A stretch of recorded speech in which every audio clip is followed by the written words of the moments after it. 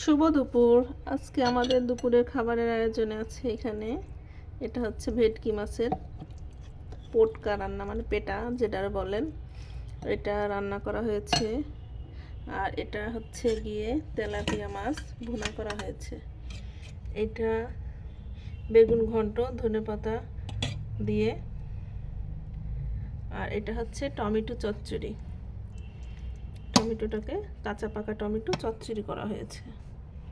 আর এটা হচ্ছে গিয়ে তেলাপিয়া মাছ ঝুরঝুরি করে ভাজা, শুকনো ভাজি করা হয়েছে। দেখেন কত সুন্দর করে, কি সুন্দর কালার।